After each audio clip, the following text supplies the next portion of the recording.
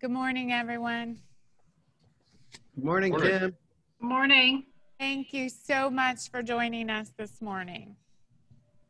I think they're going to open it up in 1 second to the entire group, but are there any questions before we get started? Oh, we're seasoned veterans. Oh, I know you are, Robbie, so that makes this very easy. So I really appreciate all of you joining us today. How many people you got? 125. Oh, Wow, that's great. that's awesome. I don't know how many are logging in, but that's how many registered. Fantastic. I love your glamour shots background. That's just Oh, really you wonderful. know, there's a crew of people behind this. Thank God. Shoot, what's in my background? Oh, you're looking good, Robbie. You got some picture frames. Oh, So I think we can open it at any time. Okay, we're good. Are we ready, guys? We're ready. Okay, here we go.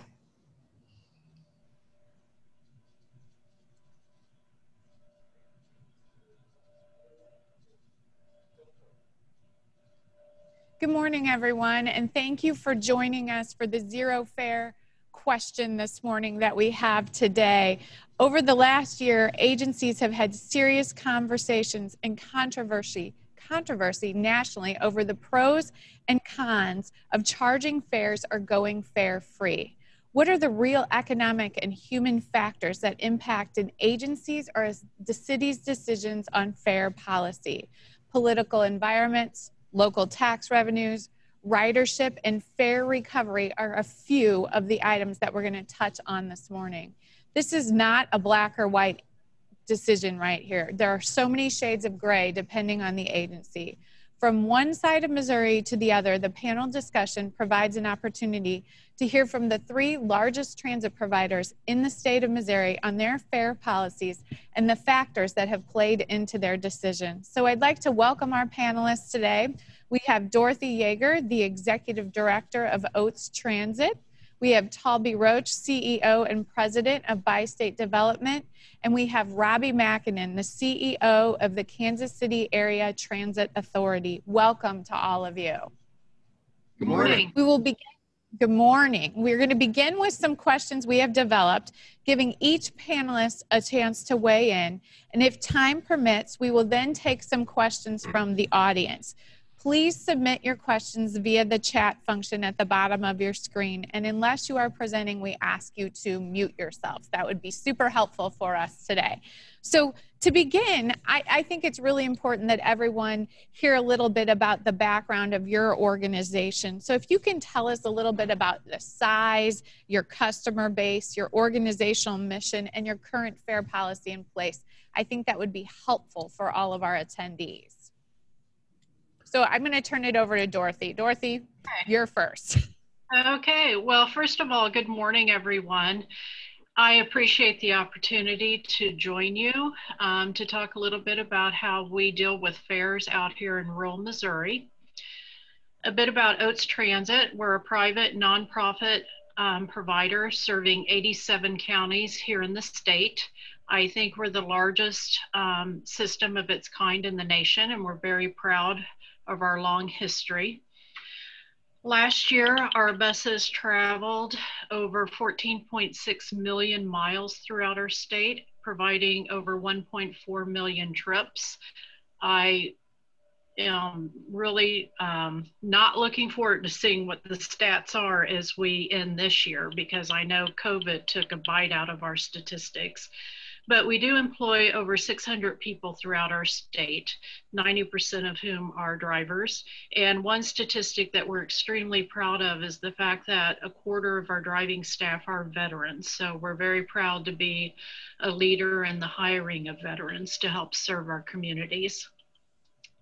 In addition to receiving federal transit operating grants, we also contract with a wide variety of agencies, including the Department of Mental Health, area agencies on aging, and the state's non-emergency medical transportation program.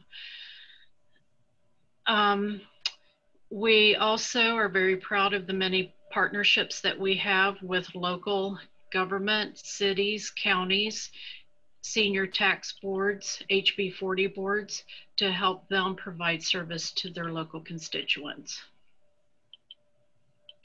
Thanks, Dorothy. So, Robbie, could you give us a little bit about the background on KCATA? Yeah, sure. KCATA was, well, we are a bi-state transit authority, Missouri and Kansas. We have about 750 employees. We normally do 15, 16 million rides a year. Since COVID, we've actually been doing pretty good at about 28 to 30,000 trips a day. And as far as fare policy, we don't have one. We haven't been charging since January, definitely everybody since March. And it's been going really well. So I think you're absolutely right, Kim. This is not a cookie cutter type thing. The one thing I am proud of is that I can always pick up the phone and call Taulby or Miss Dorothy, and they can too. And I really appreciate OATS and the fact that they're able to bridge that gap between where we let off and where she comes in, and we're working together on some partnerships in Eastern Jackson County, like Lee Summit and that kind of thing. So our ability to work together has been fantastic. So. Thank you. Thank you. And Taulby, would you like to give us a little background on the bi-state development? Sure. Good morning. So Bi-State runs Metro Transit in St. Louis. And Metro Transit has, of course, a light rail system. We operate 46 miles of light rail service throughout Missouri and Illinois. That's roughly 87 light rail vehicles, 425 buses, and roughly 130 paratransit buses. We do, of course, have fare policy in place, and basically that on a cash fare basis, that's $2 for bus and $2.50 for light rail. But the real basis of our fare policy is really in monthly ridership, which really drives most of our ridership. And the base monthly ridership pass is $78, $39, of course, for reduced fare passengers. So we operate a system that has an operating budget of roughly $300 million a year. I have about 2,400 employees, and it is a bi-state system. Thank you. Thank you very much for laying the groundwork from where you're all starting from. I think it's really important for people to realize that we have agencies of all shapes and sizes in Missouri doing really good work. So I think a really important question that we want to hear from all three of you on is, what are the key factors that have played into your current fare policy? Why are you charging fare, or why are you zero fare right now? I'm gonna set that out there, and hopefully one of you would like to go first and jump in the waters. Well, go ahead. You got your hand up. I'll volunteer. How about that? Okay, so just to put it very simply, fares are a direct and flexible instrument to influence really three main things. One, passenger behavior, okay? Two, a very modest cost recovery. And for us, the third, very important, is to establish a value to our system. Because remember, although fare recovery is a modest part of our operating support, the real operating support is generated through sales tax. And so one of the things that is very common for a Midwestern Tier 2 city, which certainly St. Louis is to establish an idea of value that's not only with our ridership, but with the taxpayers that support our ridership, that people understand that there is value to our service and there's an element of buy-in. That's a very important fundamental aspect of really the psychology of what we're talking about and getting support throughout our region. Great, thank you. Dorothy, go right ahead. I should have jumped in first because Taulby kind of took some of my talking points. I love the phrasing of buy-in and value of the service, because that's part of the thinking that went into our fare policies as well. You know, a little bit of trivia, when OATS first started back in 1971, we actually charged membership. People paid a $1 a year membership fee, got a certificate saying they were an OATS member, and that allowed them to have ridership privileges. So we came out of the gate with this idea that everyone, it's their system, and everyone in the community pitches in to help support that system, whether it be the local government. The Federal Transit Administration is certainly a tremendous supporter of our system in rural Missouri, the state of Missouri Department of Transportation, and the riders themselves. They too have a stake in the system, and fares help convey that message that our service has value, and it helps generate some buy-in on the part of the riders. Thank you, Dorothy. I had no idea you were a membership organization when you first started. I should get tips from you. Robbie, we're going to turn it over to you. Our mission statement here changed about 4 or 5 years ago to we connect people to opportunities. And that is the point. I get what everyone else is saying, and but I guess my biggest point is everybody always has a reason for why zero fare wouldn't work, and value add, and people taking responsibility, and those kinds of things. I come from a different background, a social work background, and we've changed the optic around here to we want to help people, okay? And what are we doing with that? And does your transit agency want to sit out on an island and put the blinders on, put service on the street, but then everything else is everybody else's problem? Crime is the city's problem. Infrastructure is public works problem, all that kind of thing. What we've kind of done is trying to change that optic, trying to think of, you know, especially during COVID and coming out of this, what is public transit going to look like for the next 25 years, not the last 25? And part of that is about offering something that we feel is of value. It's about weaving in our public transit system into the community fabric.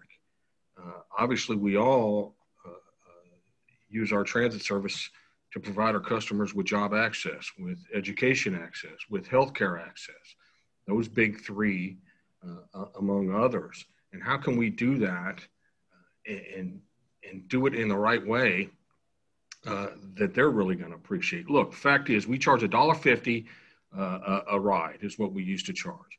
If you take that $1.50, I had the University of Missouri Kansas City do a study for us that said if you took that $1.50 out of the ATA coffers, so we didn't, you know, get as many 10 top tables at a chamber dinner, or, you know, bought this many more Post-it notes or pizzas or whatever, what could we actually do with that money? What would that money do if it went back into our customer's pocket? So this is a bigger issue to me and to us, rather than just an agency issue. It's a community issue.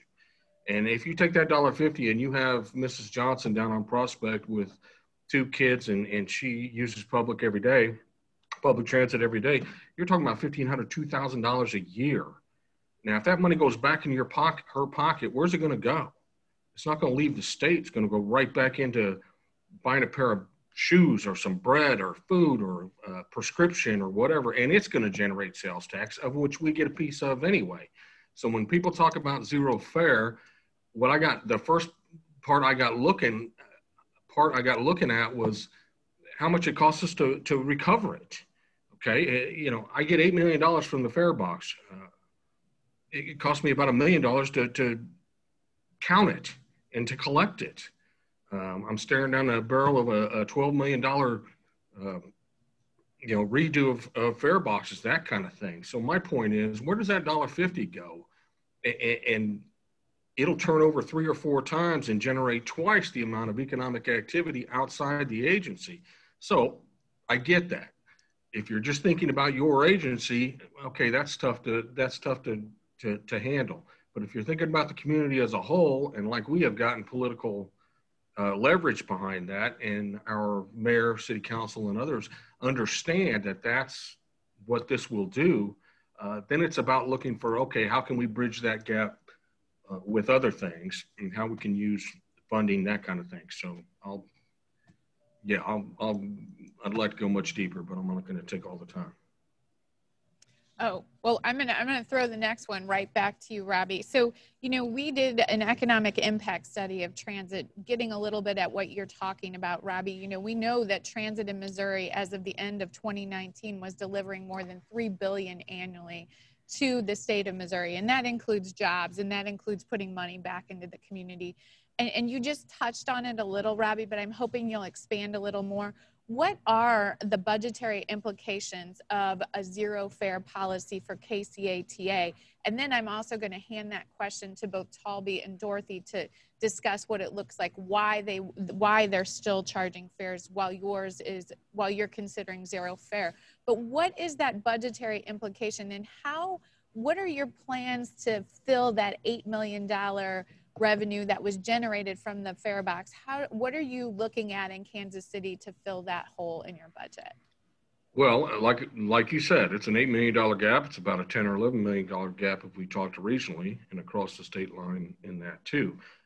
But the fact is, what we need to make sure everybody gets here is that this isn't giving up something to get something else. Okay, it's not about going zero fare and that way you have to cut service somewhere else, or you're cutting any kind of customer satisfaction or whatever out of the system. No, this is talking about working with the local community as well as elected officials and to find out what else we can do to bridge that gap. I'll give you a perfect example. We didn't just go zero fare by turning a light switch on. Okay, we've been systematically and methodically been doing this for 4.5 years. We started out making transit free for all veterans. And I love what Miss Dorothy's doing with hiring the veterans. That's fantastic. We made transit free for all veterans in our region. And when we did that, we went to the VA, and we also went to a local nonprofit Veterans Community Project. They do the tiny houses here in Kansas City, and said, hey, how do we together do this? So then the AFL-CIO actually came in, Greater Kansas City Labor Union, said, okay, we'll sponsor it. So they gave us the money to be able to do that. Then we did school kids, okay, and high school kids for the biggest districts here in Kansas City, and went to the school district and said, how can you help us? Then we did the nonprofits, safety net providers, domestic violence shelters, that kind of thing. So we've slowly been trying to work out the kinks, if you will, on this system and what would it do, what wouldn't it do, all the way through this process, but also getting people to not only leverage money, but leverage, performance metrics too. I guess, let me give you a perfect example. We're talking with like Goodwill and the Homeless Services Coalition of Kansas City. Because they're getting free trips, what we get from them is, rather than us putting more cops on a bus or hiring more police to, give people tickets or whatever for not paying $1.50, what we've done now is get these nonprofits to come in and go, okay, since we're getting zero fare, now we'll get on the bus, we'll be at bus stops, we'll be able to offer resources to be able to look and interact with customers ahead of time. So it's it's just looking at it through a different lens, if you will, and it's been working very well. And now we're working with the city. We actually have Blue Cross Blue Shield here in Kansas City, who has told us they were going to do $1 million a year for the first 5 years to help us with zero fare and getting it off the ground. So I think it's about using all that you have in your toolbox and all your partners to get there. But the one thing you have to know is that it's not taking away something else to get this. This is just, hey, how can we all work together and find those resources? Thank you. Thank you very much for that, Robbie. I think it's really important that people understand what community groups that you're working with and what stakeholders and elected officials to put together the plan of action you have in Kansas City. Now, to Dorothy and Taulby, what are the budgetary implications of your current fare policy? What does that look like within your organizational budgets? Well, go ahead, sorry. Dorothy. Thank you. For OATS, our overall budget, rider fares make up a very small percentage. However, when you start drilling down into the community projects that we have, rider fares can make up to 10% of that local budget. And to Robbie's point, we have discussed going zero fare because we do spend a lot of time, a lot of staff time, a lot of driver time chasing down that dollar. We've got to deposit it into a local bank. We've got to reconcile those bank accounts. I mean, it's a process and it eats up a lot of admin time, if I'm being honest. Now, out in rural Missouri, my political landscape may be a little different because local governments, local organizations, they like to see people paying for their service. And they, many of our contracts require that we collect a fare. It does help with their revenue and it does help bring in some local dollars. So, you know, that's the reality that we face. But Robbie makes some excellent points. And I guarantee you, Robbie, what I read an article that you wrote on this, an editorial a few years ago. I saved it and sent it to my operations management team. And we've given this serious consideration because the amount of time spent handling fares is significant. And you have to wonder if worth it, especially as we look at some of the riders. $2 is nothing to me, but to some of our riders, that's a lot of money. It is over Dorothy, a year, yeah. Dorothy, can you let people know how many counties you're actually operating in Missouri? I think it's really important that people understand the breadth of your service. 87. Wow. Thank you. Thank you. Taulby, would you like to? That's a big footprint, Miss Dorothy. Okay. Well, now's the time where I'm going to swim a little bit against the current here. Okay. So careful. I know. So when we poll our ridership, okay, the top 5 things, and this isn't only for our system, the very first thing that folks want on our transit system is safety. The second thing is on time. The third is convenience. And, excuse me. I promised you there would be technological glitches this morning at 8 a.m. So Sorry about that. 8 a.m. Convenience, of course, then a clean system. Here, convenience. There you are. Sorry about that. Okay, so I apologize. Then, of course, a clean system. Thank you. Time's up. And then what?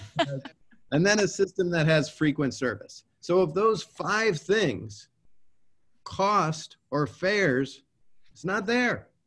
Okay, and that's from ridership surveys. Those same surveys are reflected on the East Coast and on the West Coast. And I would argue all kinds of things. So as far as quality of service and what we're trying to, and if I'm paying attention to what my customer is asking for, they're asking for service. Remember, our end product is not to make money. Our end product is to deliver service. So for instance, when I'm doing better, let's say at the Central West End station, in the core of my light rail service, okay, where I have a packed light rail service, so I'm doing very well financially, right, in that circumstance. So in the medical center, when I have a 4:30 p.m. Platform that's filled with millennials and so on, we have great activity. But I'm using the efficiency of that service to then run the number 16 city limits. That probably doesn't have as much service, but because I'm successful there, I'm able to offer more service across the metropolitan area. So be very careful. The models have to work entirely through the whole system, okay? And we use the benefits of a unified financial system in order to maximize our service coefficient. That's what's really important. And as a matter of fact, my customers and customers across the country are telling us this. So That's one aspect of figuring out how to run a system that really makes sense. Well, when you say across the country, okay, but I've been talking with Phil Washington out in LA, who's now has a task force talking about zero fare, and we've been talking through that for the past few months. If LA was going to go zero fare, they would have a tendency to, let me put this in perspective. They would have a tendency of the possibility of losing $200 to $300 million a year in revenue. But when you talk to Phil, we're like, oh no, you can't look at it that way. You've got to look at it like that's only 10% of your budget, 11% of your budget. Okay. First of all, I could go to any transit agency, and within a couple of months, cut 6, 7, 8% out of your budget. These are bureaucracies, just like mine was, that don't need to be this big. And you're absolutely right, Taulby. I totally agree with you when it comes to service. Okay. But again, let's remember, we're not trying to pit zero fare versus anything else. Everything else, it still has to be how it has to be, just like what you're talking about. What I'm saying is just look at other ways to generate revenue rather than from your customer themselves.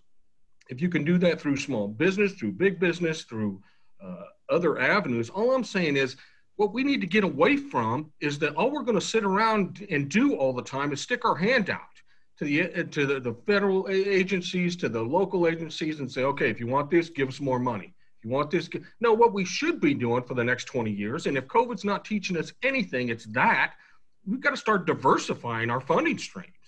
Okay, if you can start getting money from other pockets rather than just the same two that we always get it from, that makes all the difference in the world. And you have to put that in with the fact that, darn it, we're going to be a part of the community. We're not just going to be a transit agency and think about, just one thing. We need to be thinking about it all.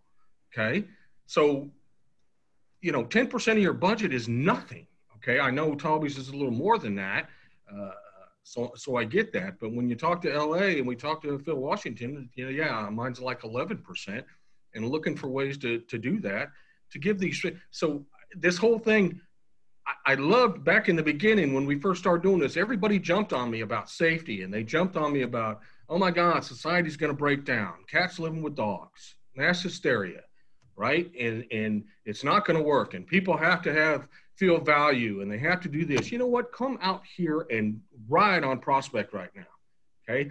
Ride on here when folks are getting on, essential workers that are trying to get to work every day, people that are losing their apartments, losing their cars, not to mention their jobs, and allow them access, allow them, you know what? I don't have to, at least I can get on this thing and I can go anywhere in the region, and it opens up my opportunities to get another job or to, get to whatever I need to get to.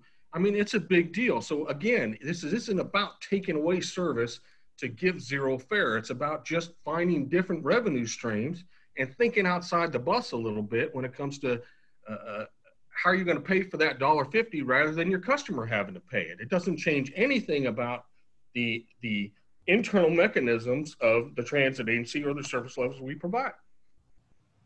So building off the whole discussion of, Robbie just talked about COVID and what they're seeing in Kansas City. When COVID first arrived in March in Missouri, we did see a lot of Missouri transit agencies suspend their service or suspend their fares and their service, but then they kept the suspension of fares for some time. So among the three of you, what were the results that you saw going to zero fare during COVID, and what also were the non-budgetary implications, stepping outside of the budget conversation and questions? What were the non-budgetary implications? Kim, let me talk about access. Okay, right. Everybody wants to talk. I didn't finish. I'm sorry, I didn't finish my point on the safety piece. Right, so everybody says, "Oh my God, it's gonna." You'll hate it. Even our chief of police said, "Oh no, you can't do that, Robbie. You can't do that." But we did it. Okay, and we've been doing it since January, and we have less than a handful of incidents. Okay, and actually, when we surveyed our customers, they said they didn't want police on the bus. They didn't want more police around. Whatever. They liked the community aspect of it. They loved the fact of having resources somebody from the Homeless Service Coalition or from Rediscover or whatever on a vehicle to be able to hand out resources and that kind of thing.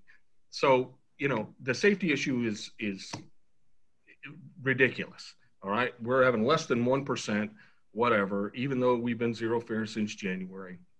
So it doesn't even enter into the picture as far as I'm concerned. Okay. So let me, hold on. So first of all, this has been tried in other parts of the country. Okay. And it has not ended with success. Where? Okay, Austin, back in 2000 and whatever. That's ridiculous. Look at Olympia right now. They're doing it right now.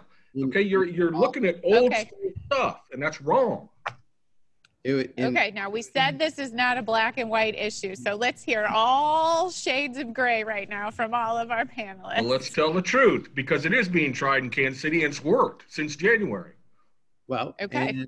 And in Austin and in Trenton, New Jersey, and that is true, that those are from the early 2000s, I think late 1990s. So that is true that those individual things were dated. That's correct. But in both of those examples, so my number one issue with finding public funding, of course, is a safety and security issue. And what does happen on those systems, and what happened in those systems in the past, and in systems in Miami, and systems, and actually in Denver, and at the time, was that there were problems that increased over time associated with not having fares, without having a standard and culture of behavior, period. And I'll tell you why. Those happened, Taulby, because those transit agencies didn't reach out and work with their community partners and work with other folks who worked with those people and try and figure it out together. It was just a one, you know, again, was about a transit agency sitting out on an island and not trying to be a part of the community fabric. So Robbie, I'm using evidence from other individual circumstances where that happened. In each of those circumstances, that's what they are saying is the model. Remember, in the key, you talk about diversification of resources, and yet you're talking about taking away one of those resources. That makes very little sense for me financially, especially when— No, I'm not. I just filled it in with another. Instead of getting it from the customer, I got it from someone else. Correct. And so those are commitments that, for instance, can go away, and they often do. Here is the vulnerability. The vulnerability of that is then you build a system that is dependent on that individual resource, and the long-term effect, in particular, when you run a system, for instance, when I run a system that has a safety issue, I lose choice riders and my highest riders who pay revenue. And that's important because then I use that revenue to deliver more service in other parts of the city. Okay. When I lose those riders because of safety issues or something like that, and evidence is that I will, then what am I doing to those remote areas? Well, ultimately, the way to save money in transit a lot of times is to cut service. That's not good. Remember, our end product is service. And yes, LA is looking at it, but let's see what happens there when they really look at it. I doubt very seriously that at the conclusion of that study, especially for a large system, and this is a big difference. We run different systems. There's no question about that. And it is very key to the fundamental economics of how to run service to all corners of St. Louis that I need a certain component of buy-in and fair revenue. It's simply a fact.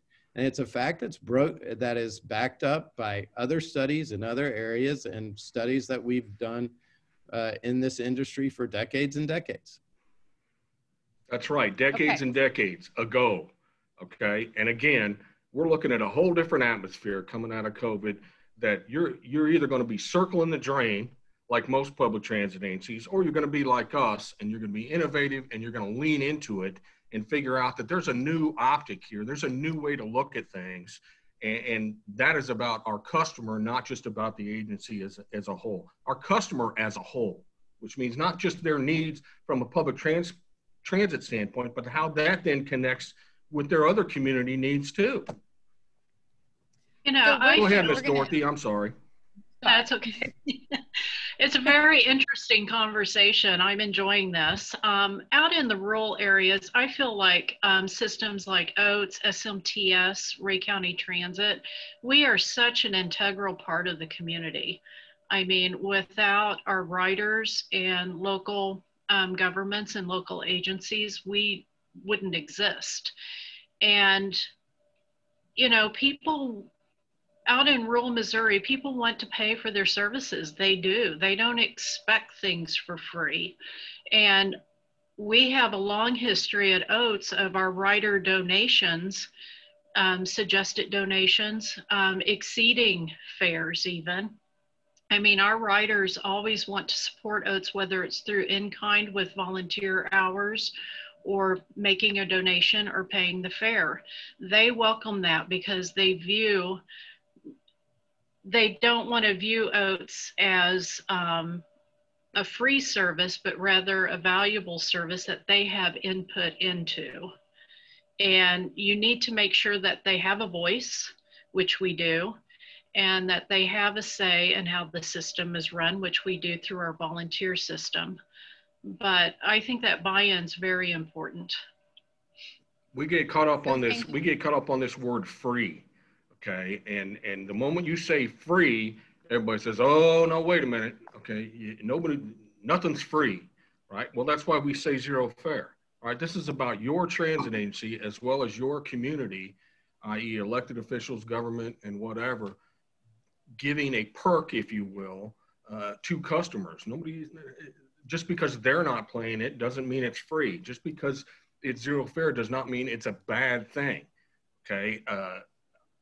That floors me, all right? And allowing these folks to take that money, put it back into the community, of which you generate sales tax from anyway. So once we get through about a year of this, we'll have this conversation again and be able to have some metrics and numbers that we can go through to say, how much did you really lose from a revenue standpoint of collections, of police officers, of the sales tax that was generated by that $1.50 or whatever. So maybe it's this free word that's got everybody in a tizzy. It's just another way for us to give a perk to somebody and give somebody a leg up, or give them a look. We always old school. Everybody just wants to talk about ridership. Okay, ridership is a byproduct.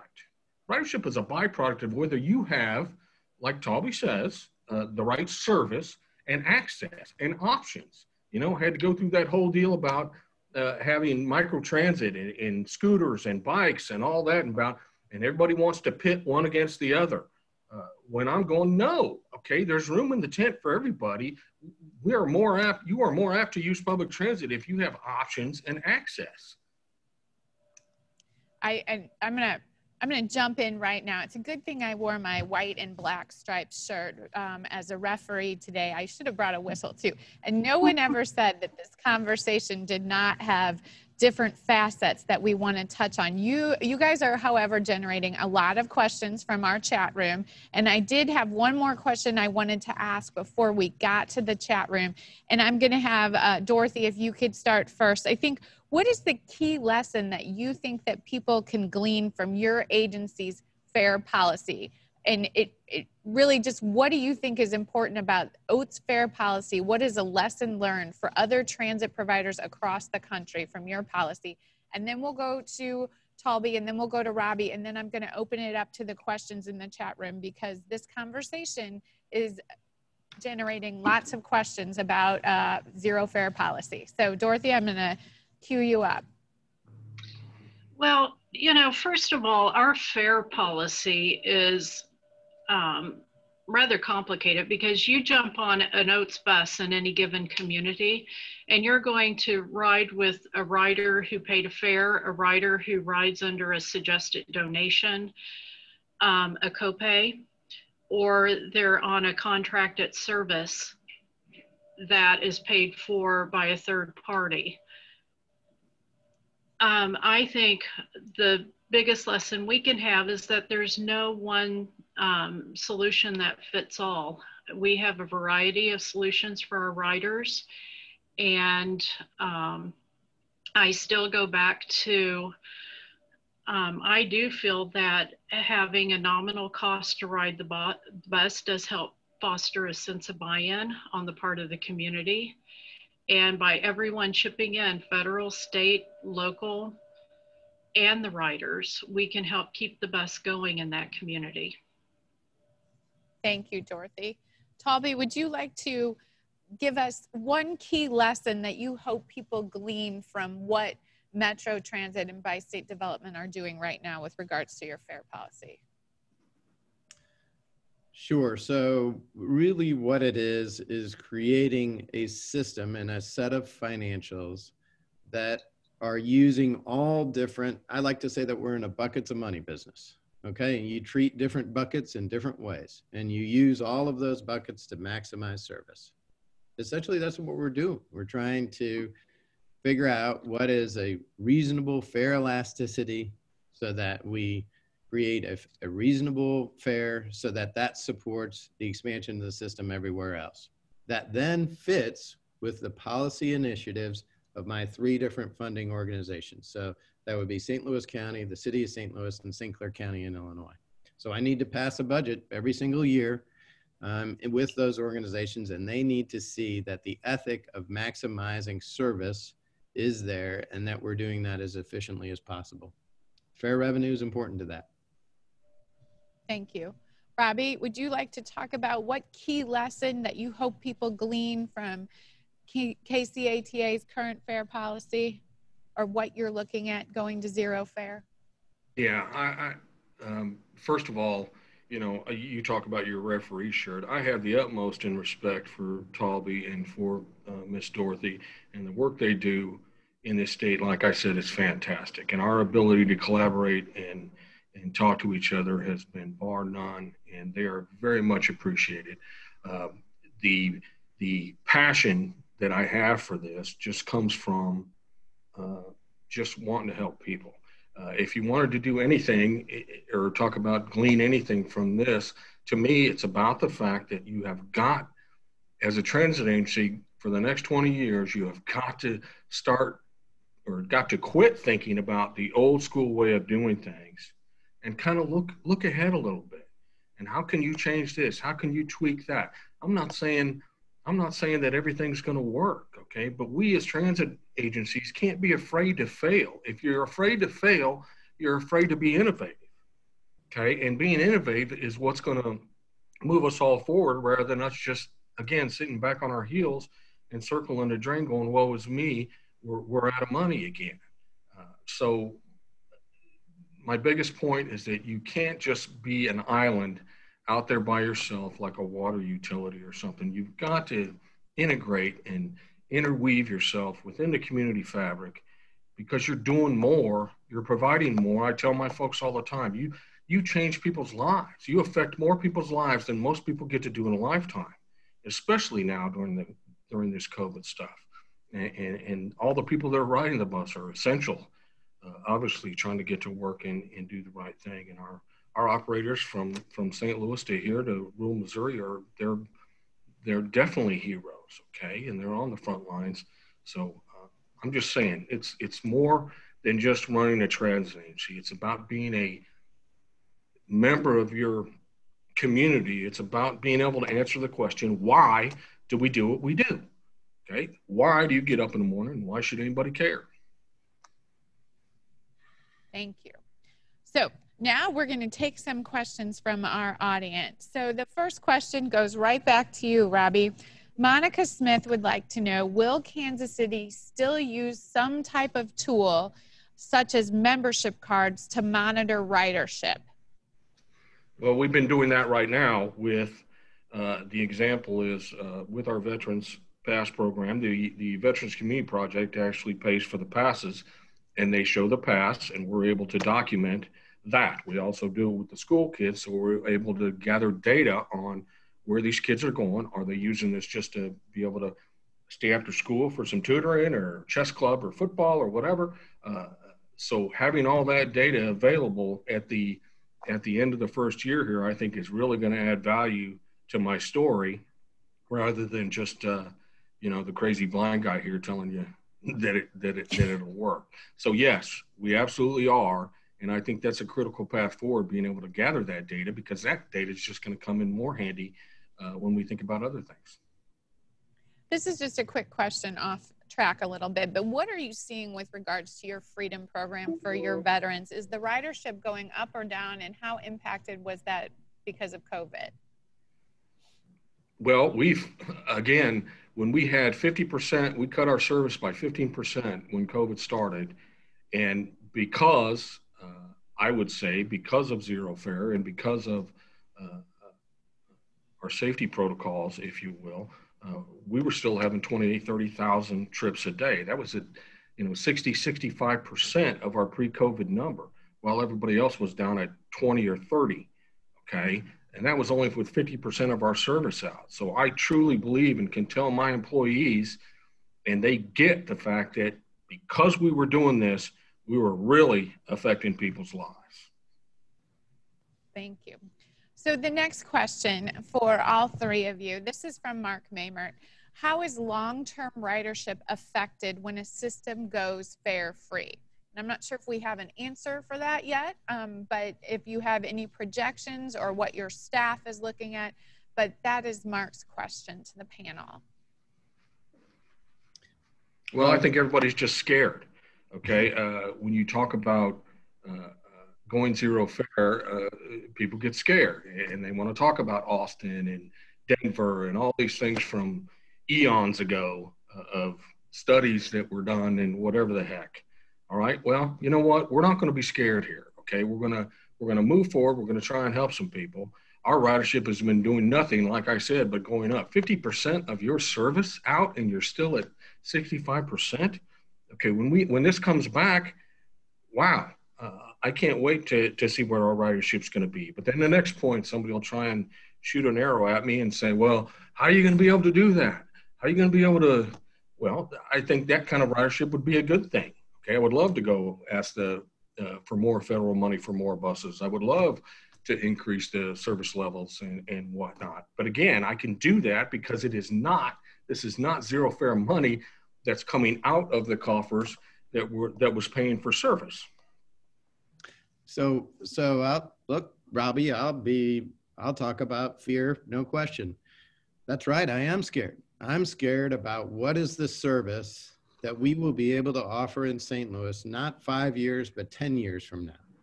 So remember, a very key part of figuring out how to buy those buses, everybody on the line knows, is that you have to come up with local match.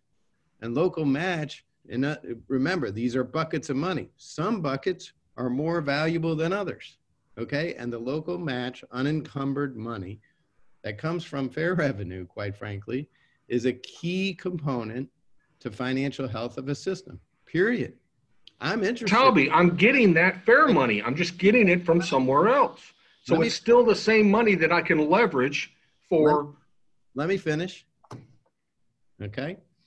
So remember, the fear is that without financial health and a long-term plan that makes sense, that is sound from a St. Louis standpoint, the real fear is that I'll be offering less service, okay, in the future to those individuals who are out there because I've lost a source of revenue. It's a fundamental. It's not complicated. So remember, in the model of St. Louis, so if we use the efficiency of Metrolink, okay, Metrolink is the most efficient from a financial standpoint and allows us to earn greater sales tax because, quite frankly, people like the product.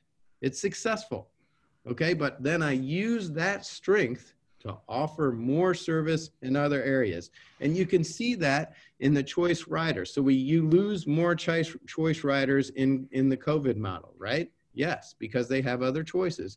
So I've lost the most on Metrolink, okay? I haven't lost as much on the bus system. What does that tell you? It tells you the very nature of the subsidy, of that I'm providing service, okay, to other areas on the bus system because of the strength of the rail, okay? It has to do with a very complex set of financials and how it works in St. Louis. And I'm just telling you, that's a key component. And that's right, I do have fear. I I run a transit system and I want to keep running a transit system, not only today, but in the future and in 5 years and in 10 years. And the long-term health of the system, that is a key component.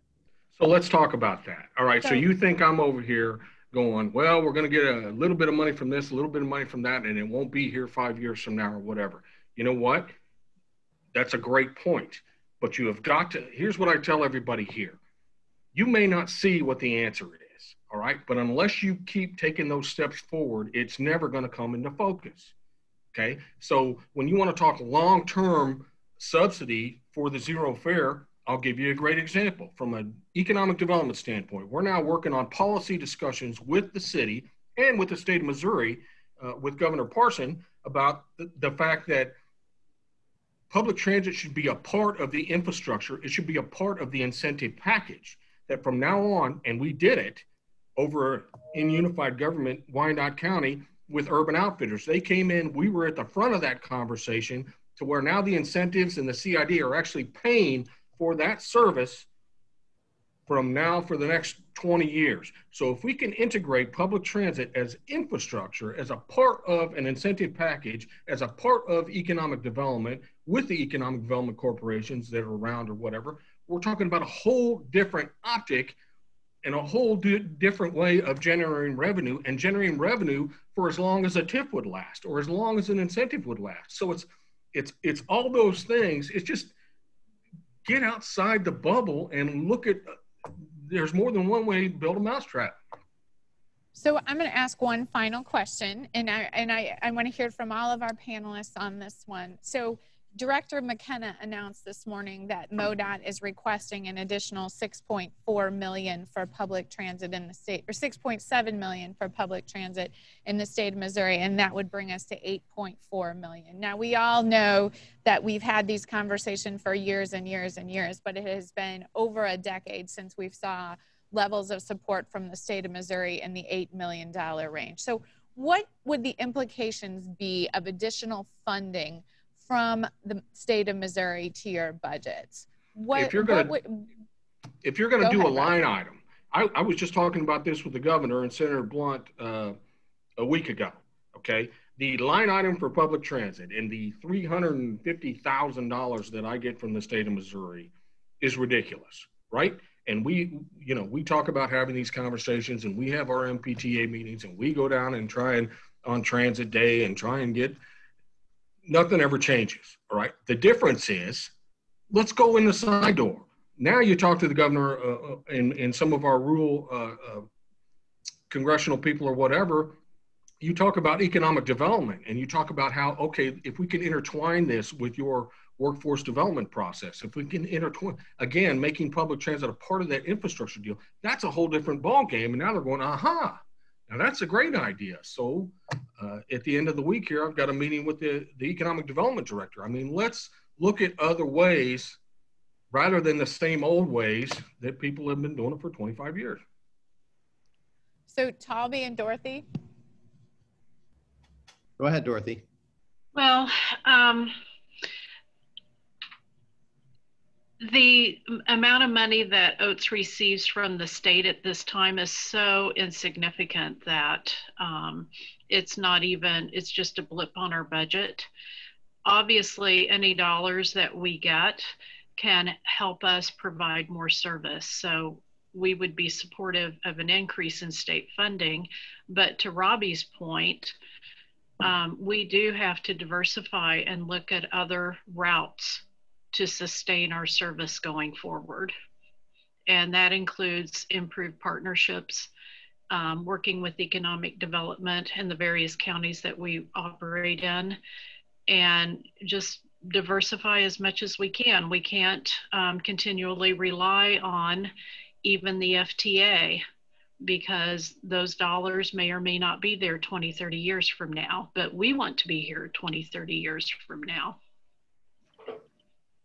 Thank you, Dorothy. Taulby, did you want to have the final say on this one? Well, sure. I mean, I think Robbie's right that we need to try, and I like the idea of approaching the state from the side, because we do need to look clearly the strategy working with the state of Missouri has not been working. That you don't need to be clairvoyant to know that. But so thinking of what is that narrative in Jefferson City and catering our strategy, essentially, what are our tactics? And we have been adjusting those tactics. And I think that it is much more at the height of the list for the state of Missouri to look at the economic development side. And so, for instance, with the MPTA, the economic development study, I thought got us some traction. And when we can move into those areas, and that's right, those are key. I mean, we're going through a couple of key TODs here in the St. Louis area. Those are going to generate taxes on a state and local level. And then we're showing, again, an equation of value, and a value, albeit at a different point. And I think that's a very wise strategy and a new one to take up with Jefferson City. Thank you. I do want to say thank you to all three of you today for sitting in this workshop and providing your points of view. I don't think that people realize just how much work is going on at the transit agencies in Missouri and how much you are hustling to deliver service in such challenging times. I mean, people have no idea that our agencies are dealing with positive cases among their ranks. Taulby even experienced the loss of 2 operators. They are dealing with issues that no one ever thought that they would be dealing with right now. And I really appreciate their constant hustle and struggle to get service on the streets. The essentialness of transit has been more apparent than ever during this pandemic. And like we talked about at the beginning of this workshop, there is no right or wrong answer on this conversation. It really depends on the environments that you're operating in, the political will behind your programs, what your fare box recovery looks like. So again, I hope that everyone who attended this workshop leaves with some questions that they can take back to their agencies, whether this would work at their agencies or whether it would not, and what the implications would be. Are there any final thoughts from any of our panelists that you want to get out there before we wrap up today? And again, thank you very much for your time, and thank you for being frank and honest as a part of this conversation. Well, I'd just finish up by saying, Taulby, you're doing a hell of a job over there, okay? You really, really are. And Miss Dorothy, you're always fantastic, and we work with you quite often. So I couldn't say anything else, but you're right, Ken. That together, all of us trying new and innovative things, this difference of opinions and strategies is huge. And I'm grateful to be a part of it. So thank you. Well, back at you, Robbie. I mean, I really, believe it or not, I really enjoy the debate because there's no question that there is passion. There is passion for making our cities better, making our regions better. I have that, you have that, and I'm hoping everybody on the line have that. This is how we're just trying to find a new future. And I'm going to think about this, think a little bit, get outside of my transit bubble. Thank you for that thought, Robbie. Very helpful. Really appreciate it. And thank you, Kim. Dorothy, always a pleasure. Thanks, guys. So, good discussion, ahead, and I Dorothy. appreciate being involved in it. Robbie, you make excellent points. I agree. We need to think differently. OATS has been doing this for 50 years. I've been doing it for not quite 50, but almost. And sometimes it's hard to think differently, and we must. The world's changing, and we have to look to the future and figure out how we can change so we can be there for our riders 5, 10, 20 years from now. So kudos to all three of you. You really are some of the greatest transit champions in the state of Missouri. And if we were in person, I'm sure there would be a roaring round of applause for all three of you. So thank you very much. And we hope to see you on some of the panels for the rest of the next 2 days and see your leadership do great things in Missouri with regards to public transit. So thank you again for joining us. Thank you to all the participants who are sitting through each and every one of our workshops this morning, and we look to hear more questions from the audience as we move through the day. So thank you again, and this will be recorded, and it will be available on the MPTA website in the coming days. Have a great day, guys. Thanks, Taulby. Thanks, Dorothy. Have a good day. Thank you.